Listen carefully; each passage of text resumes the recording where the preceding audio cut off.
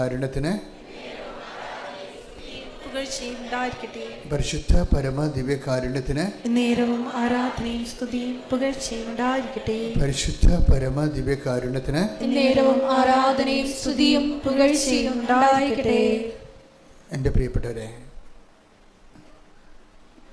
നമ്മൾ ഉടമ്പടി ധ്യാനത്തിലൂടെ നമ്മൾ പൊതുവെ ഉദ്ദേശിക്കുന്നത്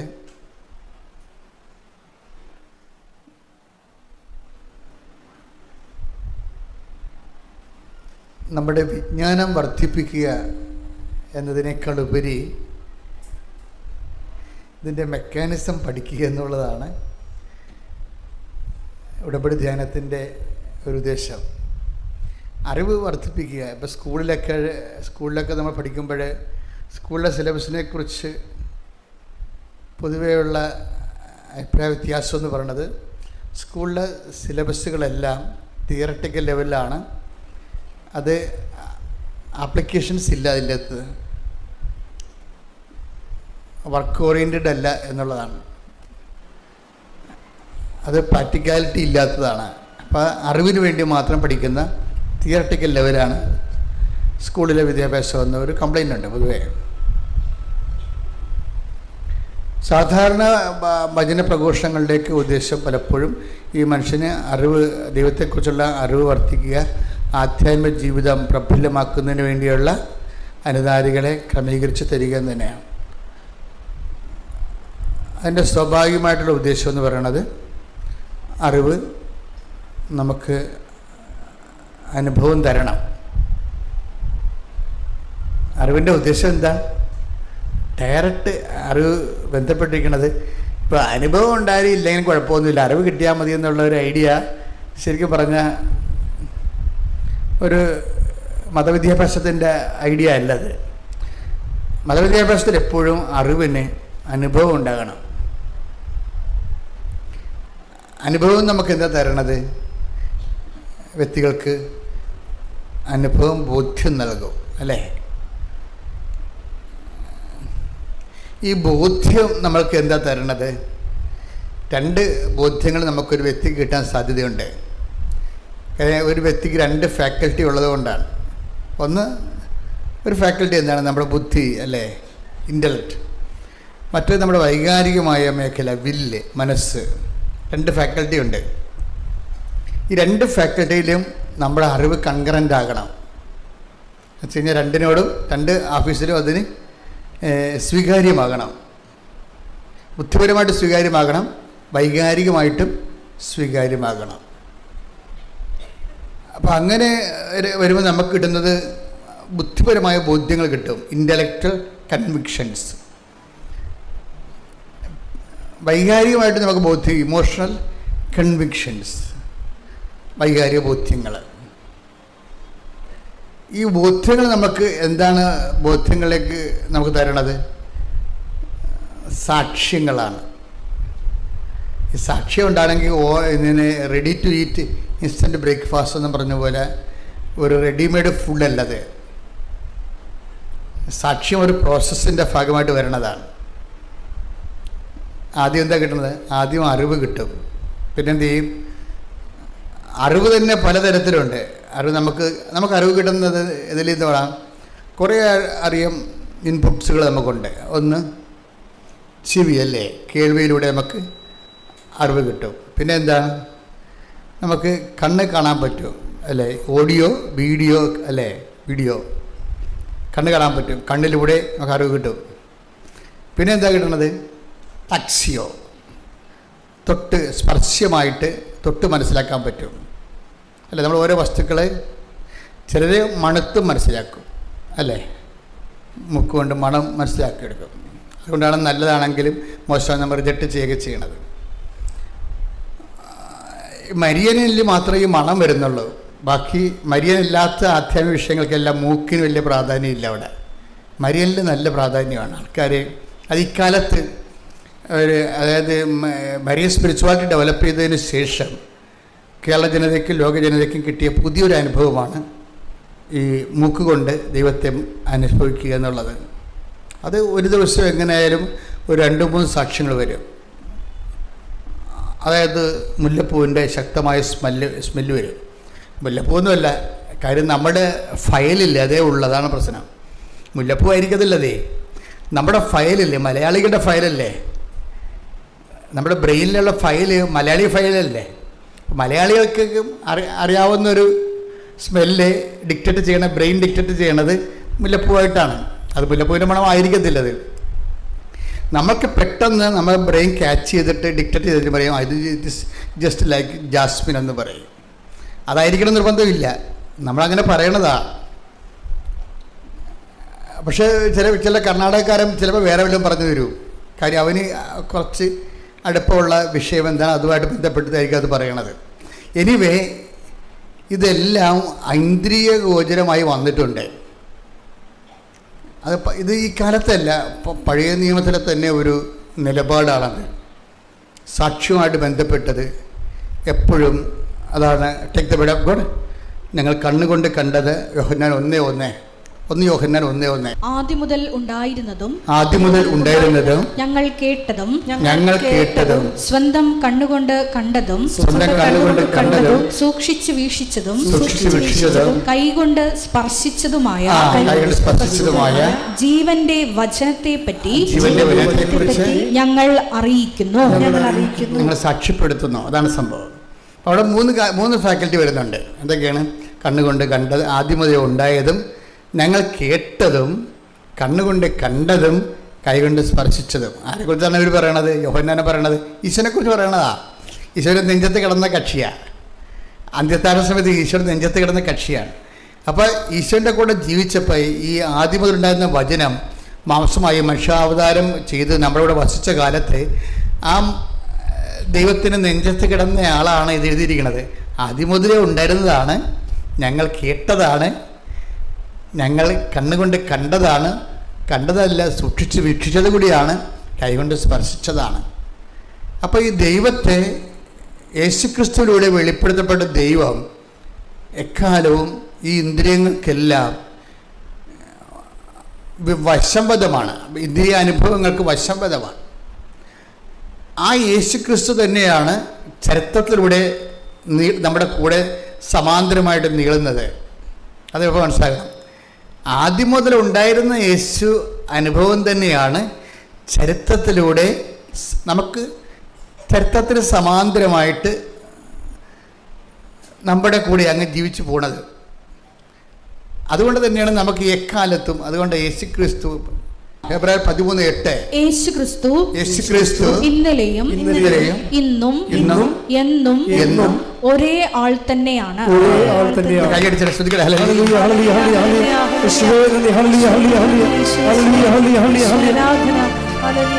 അപ്പോൾ അതായത് ഭൂതകാലത്ത് നിന്ന് വർത്തമാനകാലത്തിൽ നിന്ന് കാര്യത്തിലൂടെ അങ്ങ് ഭാവിയിലേക്ക് ഇങ്ങനെ നീണ്ടുപോവുകയാണ്. അതാണ് ആദ്യം മുതലേ ഉണ്ടായിരുന്നതും, ഞങ്ങൾ കേട്ടതും, കണ്ണുകൊണ്ട് കണ്ടതും, കൈകൊണ്ട് സ്പർശിച്ചതുമായ ജീവൻ്റെ വചനത്തെക്കുറിച്ച് ഞങ്ങൾ സാക്ഷ്യം നൽകുന്നു. അപ്പോൾ ജീവൻ്റെ വചനം എങ്ങനെയാണ്? ജീവൻ്റെ വചനം യോഹന്നാനെ വെച്ച് നിൽക്കുന്നില്ല. ജീവൻ്റെ വചനം യേശുക്രിസ്തു ഇന്നലെയും പറഞ്ഞേ, യേശുക്രിസ്തു ഇന്നലെയും ഇന്നും അടുത്ത വചനം എന്താണ്? എന്നും ഒരേ ആൾ തന്നെയാണ്. അതുകൊണ്ട് തന്നെ എന്നും ഇന്നും എന്നും, ഇന്നലെയും ഇന്നും എന്നും യേശുവിനെ നമുക്ക് അനുഭവവേദ്യമാകുന്ന രീതിയിലാണ് ദൈവം രക്ഷാകരമായ സംഭവങ്ങളെ ക്രമീകരിച്ചിരിക്കുന്നത്. അതുകൊണ്ട് തന്നെയാണ് ഞാൻ പലപ്പോഴും നിങ്ങളോട് സംസാരിക്കുമ്പോഴേ ഇതിൻ്റെ മെക്കാനിസം പറയണത്. എങ്ങനെയാണ് ദൈവത്തെ അനുഭവിക്കുന്നത്? അവർ അറിവിൻ്റെ തലത്തിൽ നിർത്താതെ എല്ലാത്തിനും ഇങ്ങനെ അപ്ലൈഡ് പറയും. അപ്ലൈഡ് തിയോളജി, അപ്ലൈഡ് അനുഭവ ദൈവശാസ്ത്രം പറയും. എന്താണ്? എക്സ്പീരിയൻഷ്യൽ തിയോളജി പറയും. എന്താണ്? എങ്ങനെയാണ്, എന്ത് ചെയ്താൽ ഈ ദൈവത്തെ നമുക്ക് അനുഭവിക്കാൻ പറ്റും? ആദ്യം ഉണ്ടായിരുന്നതും ഇന്ന് ഉള്ളതും നാളെ ഉണ്ടാകുന്നതുമായ ഈ ദൈവാനുഭവത്തെ എങ്ങനെ നമുക്ക് അവകാശമാക്കാൻ പറ്റും? അതിൻ്റെ റോൾ ഓഫ് ദി കവനൻറ്റ്, അതിന് ആ ഒരു ലക്ഷ്യത്തിന് വേണ്ടിയുള്ള ഉടമ്പടിയുടെ റോൾ എന്താണ്? അതാണ് ഞാൻ പലപ്പോഴും നിങ്ങളോട് സംസാരിക്കുന്നത്. അല്ല ഒരു പ്രാർത്ഥന സബ്ജക്റ്റിനേക്കാൾ ഉപരി ഈ ആദ്യം മുതലേ ഉണ്ടായിരുന്നതും ഇന്നുള്ളതും നാളത്തെ മനുഷ്യന് അനുഭവിക്കുക. ഇപ്പം നമ്മുടെ കാലം കഴിയുമ്പോൾ വേറെ ഒരു തലമുറയുടെ വരത്തില്ലേ, അവർക്കും അനുഭവിക്കാൻ പറ്റുന്ന രീതിയിൽ ഓരോ വ്യക്തികളും കൈവരിക്കേണ്ട ചില അനുഭവ തലങ്ങളുണ്ട്. എങ്ങനെ യേശുവിനെ അനുഭവിക്കാൻ പറ്റും? അതാണ് പലപ്പോഴും റോൾ ഓഫ് ദി കവനൻ്റായിട്ട് വരണത്. കവനൻ്റെ ഉദ്ദേശം എന്താണ്? ഇപ്പോൾ ഞാനിപ്പോഴും നിങ്ങൾ പറയും, ഉടമ്പടി ഒരു ചൊല്ലുന്ന പ്രാർത്ഥനയല്ല, പിന്നെ എന്താ പറയുക, ചെയ്യുന്ന പ്രവൃത്തിയാണ്. അതാണ് എപ്പോഴത് അതിന് പ്രഖ്യാപിതമായ ഒരു പഠനമാണത്. ചൊല്ലുന്ന പ്രാർത്ഥനയല്ല, ചെയ്യുന്ന പ്രവൃത്തിയാണ്. ഇപ്പോൾ ഉടമ്പടിയിലേക്ക് വരുമ്പോൾ അതുകൊണ്ടാണ് കഴിഞ്ഞ ദിവസങ്ങളിൽ ഇവിടെ ഒരു സാക്ഷി ഉണ്ടായിരുന്നു. ഞാനിവിടെ ഇവിടെ ആൾക്കാരെ കേട്ടുനിന്ന സാക്ഷി ഇതാണ്. അതായത് ഒരു പയ്യൻസ് പറയുകയാണ്, ഞങ്ങളുടെ വീട്ടിൽ സ്വർഗസ്ഥ പിതാവ് ഒഴിച്ച് ബാക്കി എല്ലാ പ്രാർത്ഥനയും പപ്പ ബാൻ ചെയ്തിരിക്കണമെന്ന്. അതെനിക്ക് ഭയങ്കര ഇഷ്ടപ്പെട്ടു. എന്താ വെച്ചാൽ പപ്പ പറയണതെന്ന് വെച്ചാൽ ഇവിടെ ഈ വീട്ടിൽ സ്വർഗസ്ഥനായ പിതാവ് മാത്രം ചെല്ലിയാൽ മതിയെന്ന്. അപ്പം ഞാനോർത്ത് പിന്നെ എന്തിനാണ് ഇവന് ഉടമ്പടി വന്നത്? ഉടമ്പടി വരുമ്പോൾ സ്വർഗസ്ഥനായ പിതാവ് മാത്രമല്ലല്ലോ, വേറെ എന്തെല്ലാം കാര്യങ്ങളാണ് ഉള്ളത്. അപ്പോൾ നമുക്ക് മനസ്സിലാകും ആ വീട്ടിൽ അവന് 10-27 വയസ്സുണ്ട്. ഇന്ന് വരെ ആ വീട്ടിൽ സ്വർഗസ്ഥനായ പിതാവ് മാത്രമേ ചെല്ലിച്ചിട്ടുള്ളൂ. എന്ന് പപ്പ പറഞ്ഞു കൊടുക്കണത് ഇതാണ് യഥാർത്ഥത്തിൽ ഈശോ പഠിപ്പിച്ച പ്രാർത്ഥന. വേറെ ഒരു പ്രാർത്ഥനയല്ല. അതാണ് പപ്പയുടെ സ്റ്റാൻഡേർഡ്. അത് ശരിയാണല്ലോ, അത് ശരിയാണല്ലോ. പപ്പ എന്താ പറഞ്ഞിരിക്കുന്നത്?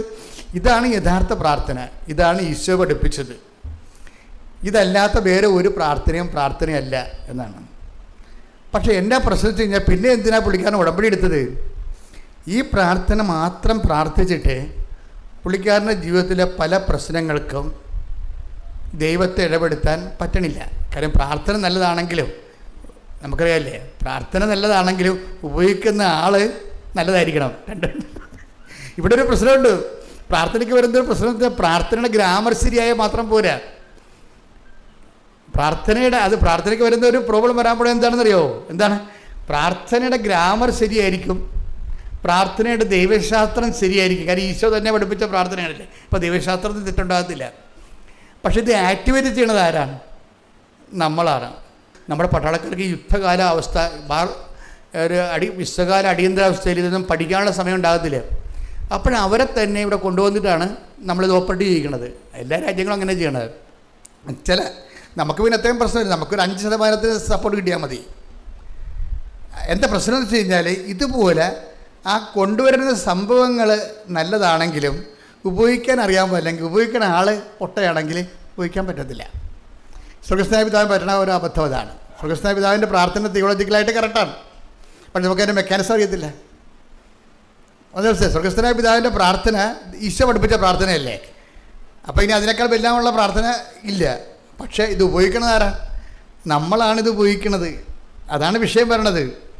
നമ്മൾക്കിത് ഉപയോഗിക്കാനുള്ള ആംബിയർ ഉണ്ടോ? അതാണ് പ്രശ്നം. ഈശോ പഠിപ്പിച്ച പ്രാർത്ഥന ഈശോയ്ക്ക് ഉപയോഗിക്കാനുള്ള ആംബിയർ ഉണ്ടായിരുന്നു. അതുകൊണ്ടാണ് പെട്ടേ എന്നതിന് ഉത്തരം കിട്ടുന്നത്. അത് നമ്മളെപ്പോഴും ശ്രദ്ധിക്കണം. ഈശോ പഠിപ്പിച്ച പ്രാർത്ഥന ഈശോയ്ക്ക് പ്രയോഗിക്കാനുള്ള ആംബിയർ ഉണ്ടായിരുന്നു. അതുകൊണ്ട് ഈശോയ്ക്ക് എന്താ പറ്റി? പെട്ടെന്ന് ഉത്തരം കിട്ടി. നമ്മൾക്ക് പെട്ടെന്ന് ഉത്തരം കിട്ടത്തില്ല. ചിലർക്ക്, എല്ലാവർക്കും അല്ല, ചിലർക്ക് ഉത്തരം കിട്ടാൻ താമസിക്കും. എന്താണ്? സ്വർഗസ്ഥനായ പിതാവിനെ പ്രാർത്ഥിക്കണമെങ്കിൽ അതിന് തക്കതായിട്ടുള്ള ഒരു ആധ്യാത്മികമായ ഈടുവെപ്പ് ആ വ്യക്തിക്ക് ഉണ്ടാകണം. അത് നിസ്സാരമല്ല.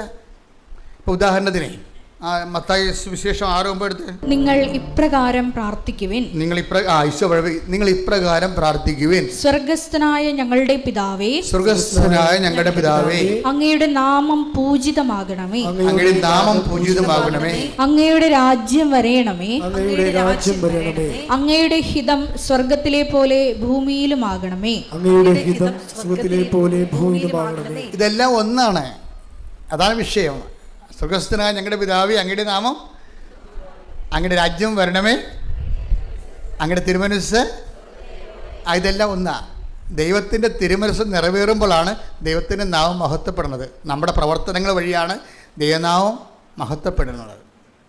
ദൈവനാമത്തിന് അതിൽ തന്നെ മഹത്വമുണ്ട്. നമ്മൾ കൊടുക്കുമ്പോൾ ഉപരി മഹത്വമാണ്. അതുകൊണ്ടാണ് വിശുദ്ധ ഫ്രാൻസിസ് സേവറെ, ഇഗ്നീഷ്യസ് ലയോള ഒക്കെ കത്തെഴുതുമ്പോൾ for the greater glory of Jesus Christ എന്ന് എഴുതും. കത്തെഴുതുമ്പോൾ തന്നെ അത് ദൈവത്തിൽ തന്നെ മഹത്വമുണ്ട്. പിന്നെ നമ്മുടെ പ്രവർത്തനങ്ങളാലും ദൈവഹിതം നമ്മൾ ഏറ്റെടുക്കാനുള്ള നമ്മളുടെ ഡെസിബിലിറ്റി, നമ്മൾ അതിനോടുള്ള ഒരു പ്രത്യേകമായ ഒരു സമർപ്പണം കാരണം നമ്മളുടെ പ്രവർത്തനങ്ങൾ വഴിയും ദൈവനാമം മഹത്വപ്പെടും. ആ മഹത്വത്തിന് ഉപരി മഹത്വം എന്നാണ് പറയണത്. അതുകൊണ്ട് വിശുദ്ധ ഫ്രാൻസിസ് സേവറും ഇഗ്നേഷ്യസ് ലയോളയും കത്തെഴുതുമ്പോൾ ഫോർ ദി ഗ്രേറ്റർ ഗ്ലോറി എന്ന് എഴുതാൻ കാര്യം, ഗ്ലോറി നമുക്ക് ചെയ്യാനുള്ള കാര്യങ്ങളെല്ലാം ഗ്രേറ്റർ ഗ്ലോറിയിലേക്കാണ് പോകണത്. സ്വതവേ മഹത്വമുള്ള ദൈവത്തിൻ്റെ വാക്കുകൾ നമ്മൾ ഏറ്റെടുത്തിട്ട് ദൈവത്തിൻ്റെ മഹത്വം ഉണ്ടാകും. അത് തന്നെയാണ് ആ 3 വർഷവും കിടക്കുന്നത്. പക്ഷെ ആ പ്രാർത്ഥന ഈശോ പ്രാർത്ഥിച്ചപ്പോൾ പെട്ടെന്ന് മിന്നൽ പിണർ പോലെ തന്നെ അതിന് മറുപടി ഉണ്ടായി. കാര്യം അത്രയും പെർഫെക്റ്റാണ് ആ പ്രാർത്ഥന. നമ്മൾ പ്രാർത്ഥിച്ചാൽ അത്രയും പെട്ടെന്ന് സ്പീഡപ്പ് ആകണമെന്ന് നിർബന്ധമില്ല. ഇപ്പോൾ പറഞ്ഞ മനസ്സിലായില്ലേ? ഈശോ പ്രാർത്ഥിച്ച ആ പ്രാർത്ഥന തന്നെ സ്വർഗ്ഗസ്ഥനായ പിതാവ് തന്നെ ഈശോ പ്രാർത്ഥിച്ച സമയമുണ്ട്. യോഹന്നാന്റെ സുവിശേഷം 12:28 പിതാവേ അങ്ങയുടെ നാമത്തെ മഹത്വപ്പെടുത്തണമേ. എന്നെ സ്വർഗ്ഗസ്ഥനായ പിതാവേ അങ്ങയുടെ നാമം, അതാണ് ഈ പറയണത്. മനസ്സിലായില്ലേ? ഈശോയുടെ ജീവിതത്തിൽ ഒരു പ്രശ്നം ഉണ്ടായപ്പോഴും ഈശോ ശിഷ്യന്മാരെ താൻ പഠിപ്പിച്ച പ്രാർത്ഥന തന്നെയാണ് ഈശോ സ്വന്തമായിട്ട് പ്രാർത്ഥിച്ചിരിക്കുന്നത്. പിടിയിട്ടില്ലേ? ആ പ്രാർത്ഥന കറക്റ്റാണ്, പെർഫെക്റ്റാണത്. എന്താണ് 12:28?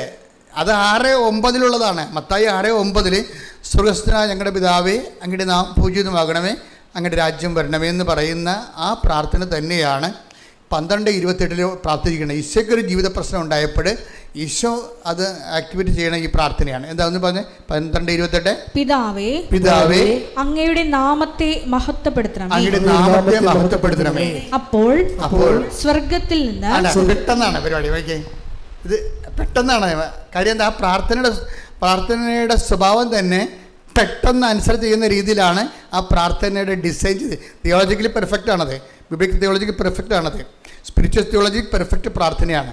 അതുകൊണ്ടാണ് ടക്ക് എന്നാണ് ഉത്തരം കിട്ടുന്നത്. എന്താ പറയണത്? സ്വർഗത്തിൽ നിന്ന് ഒരു സ്വരമുണ്ടായി, ഞാൻ മഹത്വപ്പെടുത്തിയിരിക്കുന്നു, ഇനിയും മഹത്വപ്പെടുത്തും. അപ്പോഴേ ഈ പ്രാർത്ഥന പെർഫെക്റ്റ് ആണ്. പക്ഷെ അതിന് ടൈം ഷോർട്ടനിങ് വന്നിരിക്കുന്നത് എന്താണ്? പ്രാർത്ഥിച്ച ആൾ പെർഫെക്റ്റ് ആയതുകൊണ്ടാണ്. മനസ്സിലായി? പ്രാർത്ഥിച്ച ആൾ ഓക്കെ ആയതുകൊണ്ടാണ്. നമ്മൾ ആ പ്രാർത്ഥന പ്രാർത്ഥിക്കുമ്പോൾ കാര്യം ആ പ്രാർത്ഥനയും നമ്മളും തമ്മിൽ വലിയ ബന്ധമില്ല. അതാണൊരു പ്രശ്നം വരണത്. ഒരു ആധ്യാത്മിക ജീവിതം എന്ന് പറയണത് സ്വർഗ്ഗസ്ഥനായ പിതാവേ എന്നുള്ള പ്രാർത്ഥന ചൊല്ലാനുള്ള യോഗ്യത നേടിയെടുക്കുന്നതാണ്. You got the point. ഒരു ആധ്യാത്മിക ജീവിതം എന്ന് പറഞ്ഞാൽ എന്താണ്? സ്വർഗ്ഗസ്ഥനായ പിതാവേ എന്നുള്ള പ്രാർത്ഥന ചൊല്ലുവാനുള്ള യോഗ്യത നേടുന്നതാണ്. അതിനുള്ള പരിശ്രമമാണ് ആധ്യാത്മിക ജീവിതം. അപ്പോഴേ നമ്മളിങ്ങനെ ഓരോ ദിവസം ചൊല്ലും തോറും നമ്മൾ ദൈവത്തോട് പ്രാർത്ഥിക്കുന്നത് എന്താണ്? കർത്താവേ, വെടിപ്പായിട്ട് പെട്ടെന്ന് ഇടിവെട്ട് പോലെ സ്വർഗ്ഗസ്ഥനായ പിതാവിൻ്റെ പ്രാർത്ഥന ചൊല്ലിയാൽ ദൈവത്തെ വെളിപ്പുറത്ത് നിർത്താൻ പറ്റുന്ന രീതിയിൽ എൻ്റെ ജീവിതത്തെ പുനഃക്രമീകരിക്കണമേ. അപ്പം ജീവിതം ഈ കാര്യത്തിൽ ഈശോയുടെ ഗുണമെന്ന് പറയുന്നത് നന്മ വന്നാലും തിന്മ വന്നാലും ഈശോ നന്മയായിട്ടും അത് കണക്കാക്കത്തുള്ളൂ. അതാണ് ഈശോയുടെ ഒരു സമീപനം.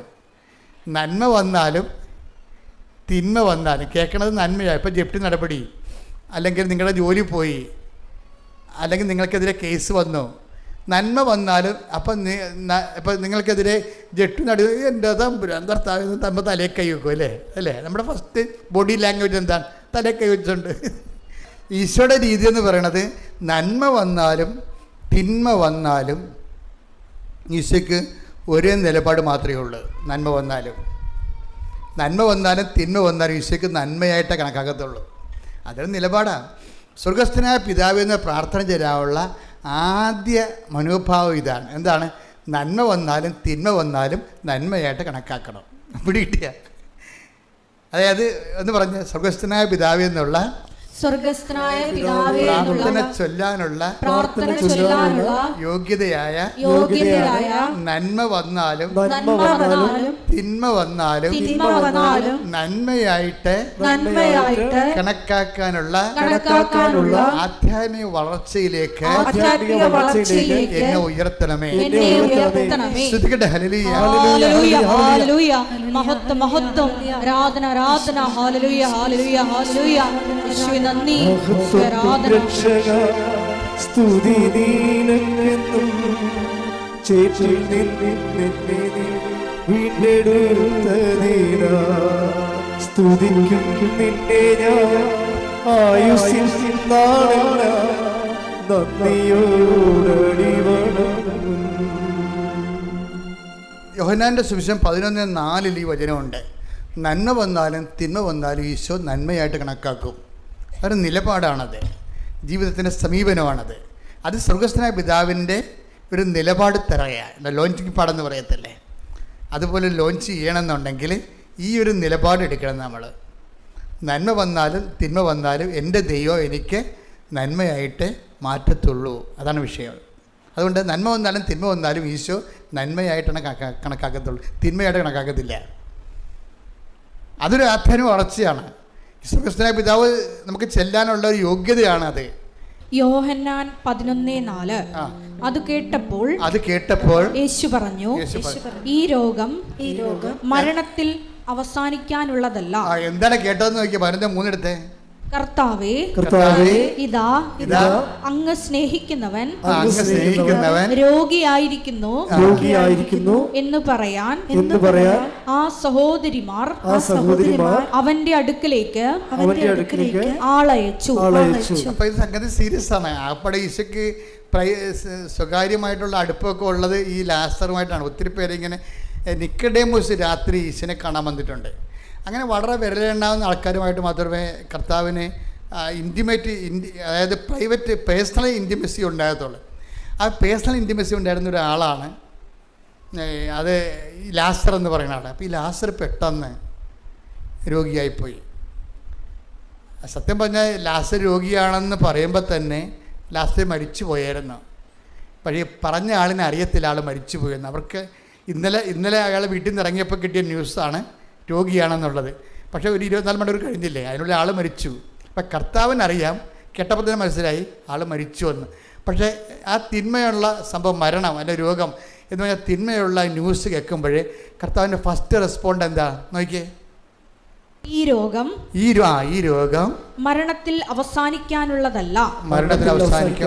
പ്രത്യുത ദൈവത്തിന്റെ മഹത്വത്തിനും അതുവഴി ദൈവപുത്രൻ മഹത്വം പ്രാപിക്കുന്നതിനും വേണ്ടിയുള്ളതാണ്. അപ്പൊ എപ്പോഴും നമ്മൾ ശ്രദ്ധിക്കേണ്ടതെന്ന് വെച്ച് കഴിഞ്ഞാൽ ഒരു വിഷയത്തിൽ 2 മഹത്വം, ഒരു വെടിക്ക് 2 പക്ഷം എന്ന രീതിയിലാണ് സംഭവിക്കുന്നത്. എന്താണ് ഈ ഈശോ എപ്പോഴും മഹത്വം പറയുമ്പോൾ ഈശോ പറയണത് ആദ്യം പിതാവിൻ്റെ മഹത്വമാണ് പകർന്ന്, ആ പിതാവിൻ്റെ വക്ഷസ്സിലെ ഏകജാതനെ പകർന്ന് കിട്ടുന്ന പിതാവിൻ്റെ മഹത്വമാണ്. അപ്പം അതുകൊണ്ട് തന്നെ ഈ മഹത്വം എന്ന് വെച്ചാൽ ഇപ്പോൾ ലാസർ പെട്ടെന്ന് പരിശുദ്ധാത്മാവും ഈ പിതാവും പുത്രനും പരിശുദ്ധാത്മാവും ഒന്ന് തന്നെയാണല്ലോ, സത്തയിൽ ഏകമാണ്. അതുകൊണ്ട് തന്നെ ഇൻ്റർ കണക്റ്റഡ് ആയത് കാരണം ആ പരിശുദ്ധാത്മാവ് പുത്രനോട് അപ്പം തന്നെ കൊടുക്കും, ഇയാളെ എഴുന്നേൽപ്പിക്കാൻ നിനക്ക് കഴിയും. അങ്ങനെ പിതാവ് മഹത്വപ്പെടും. അങ്ങനെ പിതാവ് മഹത്വപ്പെടുന്നതിലൂടെ നീ മഹത്വപ്പെടുന്നതിലൂടെ ജനങ്ങളെ നീ പുനരുത്ഥാനവും ജീവനുമാണെന്ന് വിശ്വസിക്കും. അല്ലെങ്കിൽ നീ ചുമ്മാ കേവല പ്രവാചകനായിട്ട് നിന്നെ കണക്കാകത്തുള്ളൂ.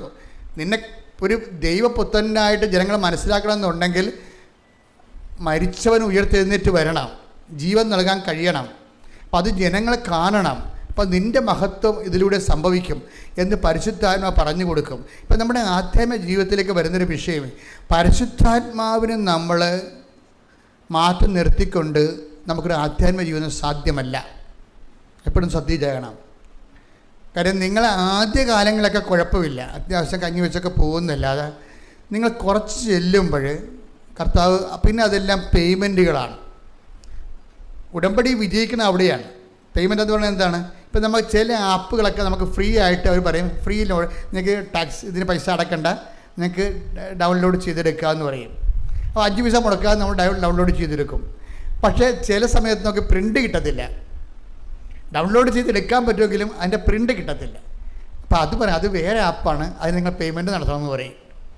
അതാണ് വിഷയം. അപ്പോൾ കോംപ്ലിക്കേറ്റഡ് കുറച്ചുകൂടി ദൈവികമായ കുറച്ച് സീരിയസ് മേഖലയിലേക്ക് പ്രവേശിക്കുമ്പോൾ ദൈവം പറയും അതെല്ലാം പേയ്മെൻറ്റാണ്, അതിന് നിങ്ങൾ ഇങ്ങനെ IELTS പ്രാർത്ഥിച്ചുകൊണ്ട്, വസ്തുവിക്കാൻ പ്രാർത്ഥിച്ചുകൊണ്ട്, അത് നടന്നുകൊണ്ട്, അങ്ങനെ കേവല ക്രിസ്ത്യാനികളായതുകൊണ്ട് മാത്രം കാര്യമില്ല.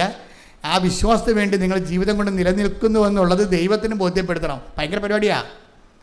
ഇപ്പോൾ നമുക്കൊരു IELTS പാസ്സാകാനോ അല്ലെങ്കിൽ ഇപ്പോൾ 10-50 കൊല്ലമായിട്ട് വിൽക്കാത്ത പറമ്പ് വിൽക്കാനോ, അതുപോലെ തന്നെ 20 കൊല്ലമായിട്ട് മക്കളില്ലെങ്കിലും മക്കളെ ജനിപ്പിക്കാനോ മക്കളെ തരാനോ അതൊന്നും ഒരു പ്രശ്നമല്ല. പക്ഷേ ദൈവത്തെ കിട്ടണമെന്നുണ്ടെങ്കിൽ അതിൻ്റെ സൊല്യൂഷൻസ് വേറെ. ക്യാഷ് ആൻഡ് കൈൻഡായിട്ട് വേറെ കിട്ടണമെങ്കിൽ കുഴപ്പമില്ല.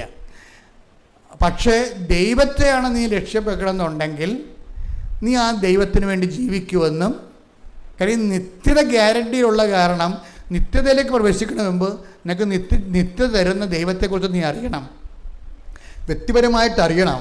അപ്പം അതുകൊണ്ട് അതിൽ ഇലക്കെ നീ നിലനിൽക്കുമോ? ചില അനുഗ്രഹങ്ങൾ നിനക്ക് തരാതിരുന്നത് കൊണ്ട് നീ വിശ്വാസം ഒന്ന് പോകുമോ? ഇപ്പം ജോലി കിട്ടണില്ല, എന്നാൽ പിന്നെ ഞാൻ ഉടമ്പടി അവസാനിപ്പിച്ചേക്കാം എന്ന് പറഞ്ഞാൽ നിനക്ക് പോകാം. പക്ഷേ ആ ഒരു 0 ഹവറിൽ പരിശുദ്ധാത്മാവ് ഉണ്ടെങ്കിൽ മാത്രമേ പറയുന്നത് മനെ പോകരുത്. ഇപ്പോഴത്തെ പറയുന്ന ഗ്യാപ്പ് എന്ന് പറയണത് നീ ഈ വസ്തുക്കളിൽ നിന്നുള്ള പിടുത്തം വിട്ടിട്ട് ദൈവത്തെ തന്നെ പ്രധാനപ്പെട്ട വ്യക്തിയായിട്ട് കരുതിക്കൊണ്ട് ദൈവത്തെ നീ സ്വീകരിക്കാൻ വേണ്ടിയുള്ള ഒരു ഗ്യാപ്പാണ് ഈ ഡിറ്റാച്ച്മെൻറ്റ് വരണത്. പറഞ്ഞ കാര്യങ്ങളൊന്നും നടക്കത്തില്ല, പ്രാർത്ഥിക്കുന്ന കാര്യങ്ങളൊന്നും നടക്കത്തില്ല. സെക്കൻഡ് സെക്ഷനിലേക്ക് വരുമ്പോൾ അങ്ങനെ സംഭവിക്കുന്നത്.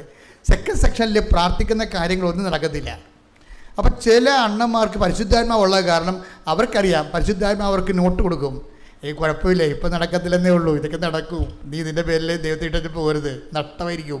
പരിശുദ്ധാത്മാവ് ഉപദേശകനാണ് ശരിക്കും പറഞ്ഞാൽ. പരിശുദ്ധാത്മാവ് ഇപ്പം ലാസർ മരിച്ചുപോയി, ഉടനെ പരിശുദ്ധാത്മാവ് ഈശോനോട് ഉപദേശം കൊടുക്കും, ഇതൊക്കെ ഒന്നും കാര്യമില്ല, ഇത് പിതാവ് മഹത്വപ്പെടാൻ വേണ്ടിയുള്ള സമയമാണ്, അതുവഴി നീയും മഹത്വപ്പെടാൻ വേണ്ടിയുള്ളതാണ്. അപ്പോൾ ബി കറേജിയസ്. ആ പരിശുദ്ധാത്മാവിൻ്റെ ആനന്ദം എന്ന് പറയുന്നത് ഇങ്ങനെയുള്ള സമയത്ത് ഈ ആനന്ദമൊക്കെ ആവശ്യമായി വരണത്.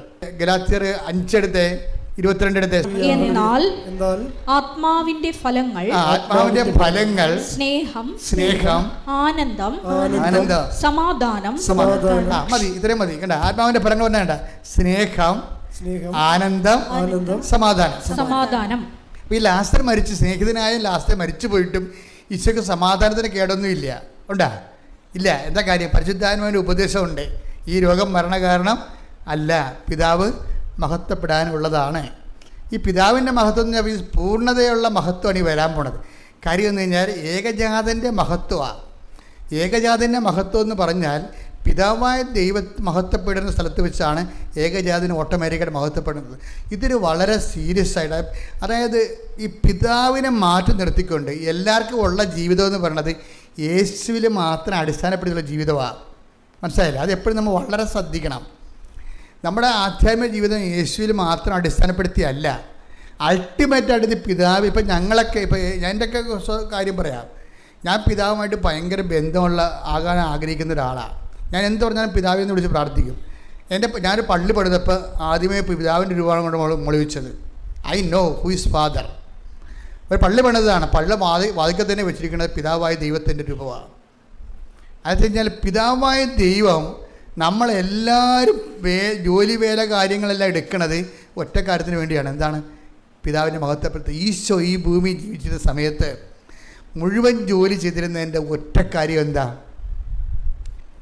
പിതാവെന്ന് വിളിക്കുമ്പോൾ ചങ്കറിഞ്ഞങ്ങ് വിളിക്കണം. സ്വർഗസ്ഥനായ ഞങ്ങളുടെ പിതാവേ, എന്താ പറയണത്?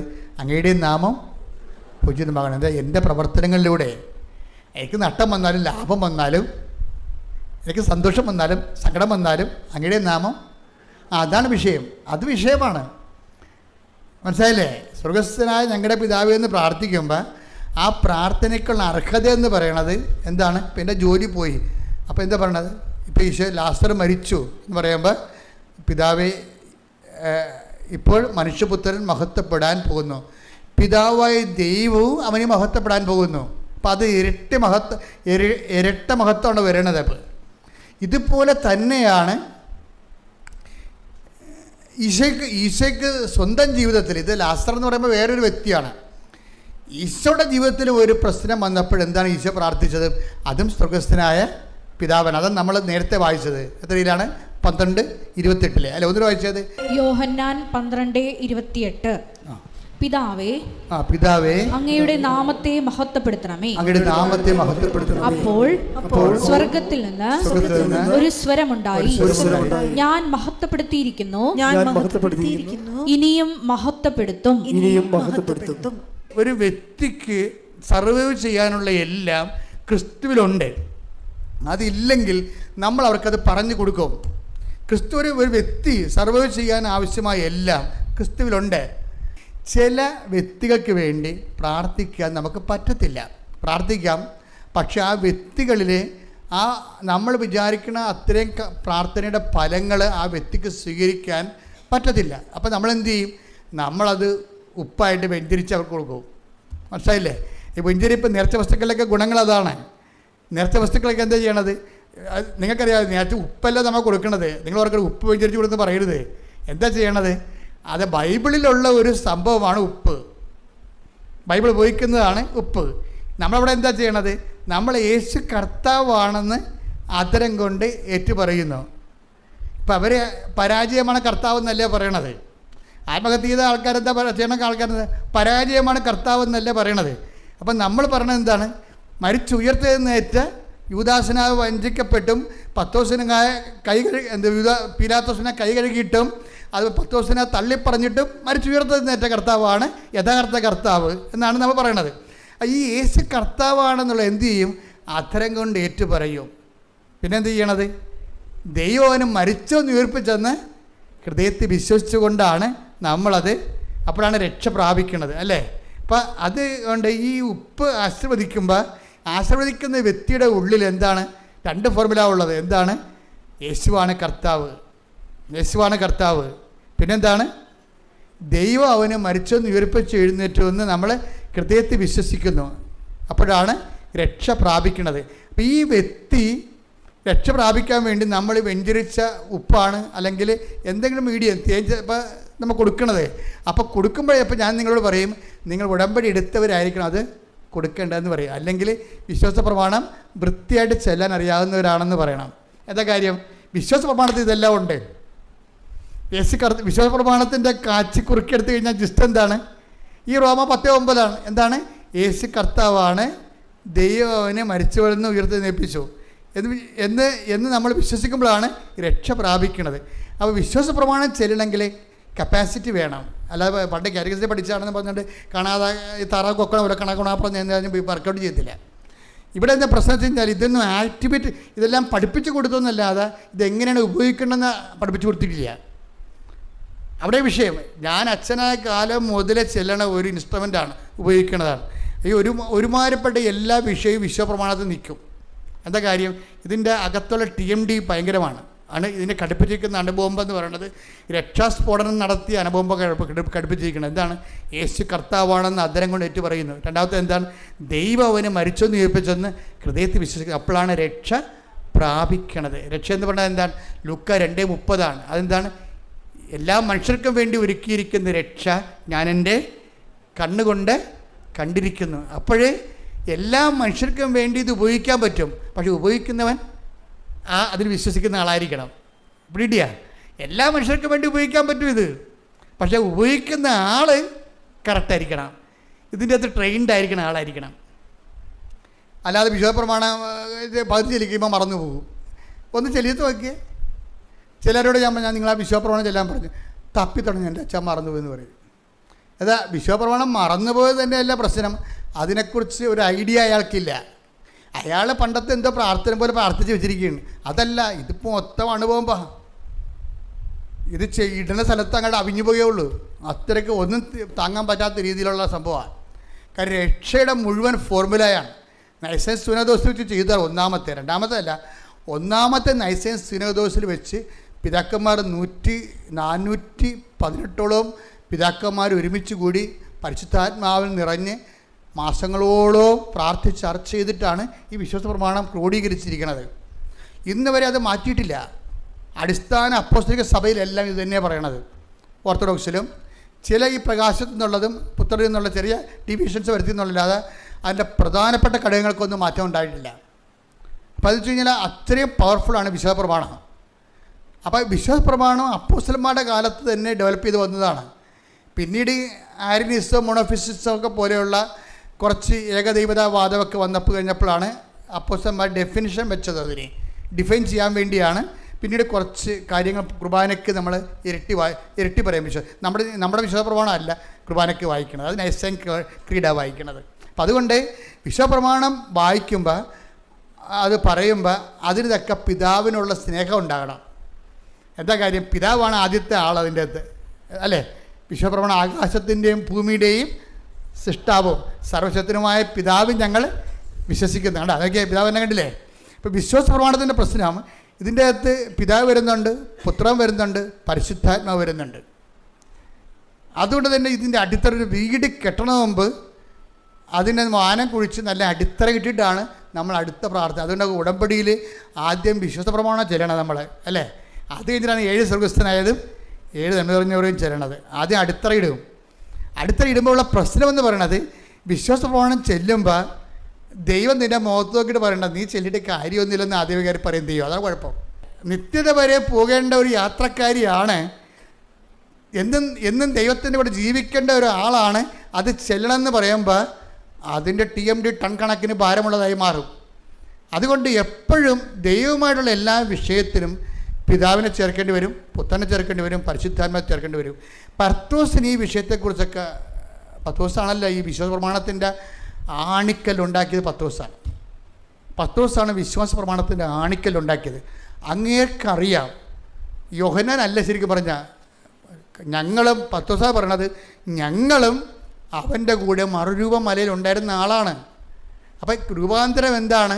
2 പത്രോസ് 1:17 പിതാവായ ദൈവത്തിൽ നിന്ന് കേട്ടോ പിതാവായ ദൈവത്തിൽ നിന്ന് ബഹുമാനവും മഹത്വവും അവൻ സ്വീകരിച്ചു. ഇവൻ എൻ്റെ പ്രിയപുത്രൻ, ഇവനിൽ ഞാൻ പ്രസാദിച്ചിരിക്കുന്നു. പത്രോസ് എന്താണ് കണ്ടത്? പിതാവായ ദൈവത്തിൽ നിന്ന് പറഞ്ഞേ, പിതാവായ ദൈവത്തിൽ നിന്ന് മഹത്വവും ബഹുമാനവും അവൻ സ്വീകരിച്ചു. ഈശോ സ്വീകരിച്ചു. പറഞ്ഞോളൂ. ഇവൻ എൻ്റെ പ്രിയപുത്രൻ, ഇവനിൽ ഞാൻ പ്രസാദിച്ചിരിക്കുന്നു എന്ന സ്വരം മഹിമ പ്രാഭവത്തിൽ നിന്ന് അവന്റെ അടുത്ത് വരികയും ചെയ്തു. അപ്പോൾ ഇത് പത്രോസ് നേരിട്ട് കണ്ടതാ. കാര്യം കർത്താവിൻ്റെ മഹത്വം മുഴുവൻ ഏകജാതൻ്റെ മഹത്വമാണ്. പിതാവായ ദൈവത്തിൻ്റെ മഹത്വം ഈശോയിലേക്ക് വന്നതാണെന്ന് കണ്ടു. ഈശോയിലേക്ക് വന്നത് കൊണ്ടാണ് പത്രോസ് പിന്നീട് രക്ഷയുടെ ഫോർമുല ഉണ്ടാക്കിയപ്പോൾ പത്രോസ് പറഞ്ഞത്, മറ്റൊരുവരിലും ഇനി രക്ഷയില്ല. കാര്യം മഹത്വം ഞങ്ങൾ കണ്ടത് ഇവൻ്റെ അടുത്തേക്ക് വരണമാണ് കണ്ടത്. പിതാവായ ദൈവത്തിൻ്റെ മഹത്വം ഇവൻ്റെ അടുത്തേക്ക് വരുന്നതാണ് ഞങ്ങൾ കണ്ടത്. വേറെ ആരുടെ അടുത്തേക്ക് വന്നിട്ടില്ല, വന്ന ചരിത്രവുമില്ല. അപ്പം അതുകൊണ്ട് ഇവനാണ് ദൈവത്തിൻ്റെ സ്വീകാര്യൻ. കാര്യം ഇവന് പ്രസാദിച്ചിരിക്കണം എന്നല്ലേ പറയണത്. അതാണ് പക്ഷേ മോസസിൻ്റെ അടുത്ത് വന്നെങ്കിലും, മോസസിനെ പ്രസാദിച്ചെന്ന ദാവീദിൻ്റെ അടുത്ത് വന്നെങ്കിലും ഇവൻ എൻ്റെ പ്രിയ പുത്രനാണെന്ന് ഇവന് പ്രസാദിച്ചിരിക്കണമെന്ന അംഗീകാര മുദ്ര കൊടുത്തിട്ടില്ല. ഈ അംഗീകാര മുദ്ര ഭയങ്കര സീരിയസാണ്. അതുകൊണ്ടാണ് യോഹന്നാന് അതിനെക്കുറിച്ചൊരു ഐഡിയ ഉണ്ട്. എന്താ കാര്യം? ലോകത്തിൻ്റെ പാപങ്ങൾക്ക് പരിഹാരമായിട്ട് ഈശോ ബലിയർപ്പിച്ചാൽ അതിന് പരിഹാരം കിട്ടും. അതാണ് ഈശോ തന്നെ പറയുന്നുണ്ടത് പരിശുദ്ധാത്മാവിൽ. പിതാവ് ദൈവം എന്നിൽ അംഗീകാരം. യോഹന്നാൻ 6:27 നശ്വരമായ അപ്പത്തിനു വേണ്ടി അധ്വാനിക്കാതെ. ഇതാ വിഷയം നോക്കിയേ, നിത്യതയുമായി ബന്ധപ്പെട്ട വിഷയം വരണത്. നശ്വരമായ അപ്പത്തിനു വേണ്ടി അധ്വാനിക്കാതെ മനുഷ്യപുത്രൻ തരുന്ന നിത്യജീവന്റെ അനശ്വരമായ അപ്പത്തിനു വേണ്ടി അധ്വാനിക്കുവിൻ. എന്തെന്നാൽ പിതാവായ ദൈവം അവന്റെ മേൽ അംഗീകാര മുദ്ര വച്ചിരിക്കുന്നു. അനശ്വരമായ അപ്പത്തിനു വേണ്ടി, നിത്യതയ്ക്ക് വേണ്ടി അന്വേഷിക്കുന്നവന് ഈശോയാണ് അംഗീകാര മുദ്രയുള്ള ഒരേ ഒരു രക്ഷകൻ. ഇതറിയാവുന്നത് യോഹന്നാനെ ഇതിനെ കൃത്യമായിട്ട് അറിയാം. അതുകൊണ്ടാണ് പിതാവിൻ്റെ ഏകജാതൻ്റെ മഹത്വം എന്നൊക്കെ അദ്ദേഹം പറയും. പിതാവിനെ കണക്ട് ചെയ്താണ് പിന്നീട് ഈ യോഹന്നാനും പത്രോസുമാണ് ഇവർ രണ്ടുപേരും മറുരൂപമലയിൽ ഉണ്ടായിരുന്ന ആൾക്കാരാണ്, രൂപാന്തരീകരണ സമയത്ത് ഉണ്ടായിരുന്നതാണ്. ആ യോഹന്നാൻ 1:14 വായിച്ച്. വചനം മാംസമായി നമ്മുടെ ഇടയിൽ വസിച്ചു അവന്റെ മഹത്വം നമ്മൾ ദർശിച്ചു കൃപയും സത്യവും നിറഞ്ഞതും പിതാവിന്റെ ഏകജാതന്റേതുമായ മഹത്വം. അപ്പൊ ഈശോയുടെ മഹത്വത്തിന്റെ പേരിൽ വന്നിരിക്കുന്ന ഫീച്ചേഴ്സിൽ വ്യത്യാസമുണ്ട്. മഹത്വം പലതുണ്ട്. യോഹന്നാനി എപ്പോഴുള്ള കുഴപ്പം, എന്ത് പറഞ്ഞാലും സത്യവും മിഥ്യവും എന്ന് പറയും. I am the real bread, ഞാൻ ജീവൻ്റെ അപ്പം, യഥാർത്ഥ അപ്പമാകുന്നു, ഞാൻ യഥാർത്ഥ പാനീയമാകുന്നു. അപ്പം ഇങ്ങനെ എന്ത് പറഞ്ഞാലും ഈശോയെ സംബന്ധിച്ച് വരുമ്പോൾ ഈശോ റിയലും മറ്റുള്ളത് ഫാൾസുമായിട്ടേ പറയത്തുള്ളൂ. അത് യോഹന്നാൻ്റെ ക്രിസ്തു അനുഭവമാണ്. യോഹന്നാൻ ക്രിസ്തുവിൻ്റെ കൂടെ നടന്നപ്പോൾ മനസ്സിലായതാണ്, ക്രിസ്തുവിനെ കണ്ടെത്തി കഴിഞ്ഞാൽ പിന്നെ എല്ലാം ഫാൾസാണെന്ന് യോഹന്നാൻ പറയും. ഇത് ക്രിസ്തുവിനെ കണ്ടെത്തി കഴിഞ്ഞാൽ രക്ഷയുടെ കാര്യത്തിനാണ്. രക്ഷയുടെ കാര്യത്തിന് മഹത്വത്തിൽ എന്താ പറയണത്, അതിന് സത്യം എന്നുള്ള വാക്ക് എക്സ്ട്രാ ചെടി വെക്കും. Read it again. ശ്രുതികട്ടെ ഹല്ലേലൂയ. വചനം മാംസമായി നമ്മുടെ ഇടയിൽ വസിച്ചു അവന്റെ മഹത്വം നമ്മൾ ദർശിച്ചു കൃപയും സത്യവും നിറഞ്ഞതും പിതാവിന്റെ ഏകജാതന്റേതുമായ മഹത്വം. അപ്പൊ പിതാവിന്റെ ഏകജാതന്റെ മഹത്വം എന്ന് പറയുന്നത് എന്താണ്? കൃപയും സത്യവും നിറഞ്ഞതാണ്. അതുകൊണ്ട് എന്താ പറഞ്ഞാൽ ഈ കൃപയും സത്യവും നിറയാത്ത ബാക്കിയെല്ലാം ഫാൾസ് ആണെന്ന് യോഹന്നാൻ സ്റ്റേറ്റ് ചെയ്യുകയാണ്. ഇത് ഈ സ്റ്റേറ്റ്മെൻറ്റ് തന്നെയാണ് പത്രോസിൻ്റെ സ്റ്റേറ്റ്മെൻറ്റ്. എന്താ പത്രോസ് എന്ത് പറയും? പത്രോസ് പറയും യേശു മാത്രമാണ് സത്യമെന്ന് പറയും. എന്താ കാര്യം? അതാണ് മറ്റൊരുവൻ രക്ഷയില്ല. 4:12 എടുത്ത് നടപടി പുസ്തകം. ശ്രുതികട്ടെ ഹല്ലേലൂയ.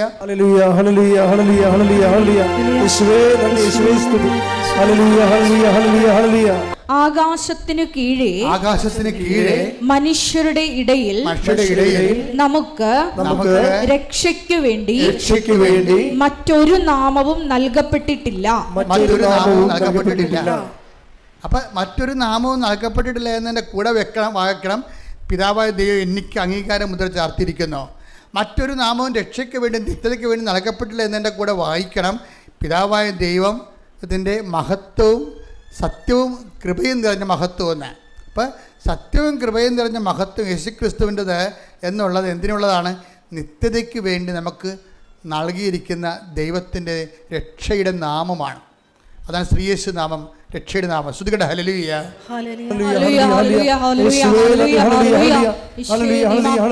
രക്ഷകനെന്ന് ഞങ്ങൾ അധരം കൊണ്ട് പ്രഖ്യാപിക്കുന്നു, ഹൃദയത്തിൽ വിശ്വസിച്ച് ഏറ്റുപറയുന്നു. Hallelujah, hallelujah.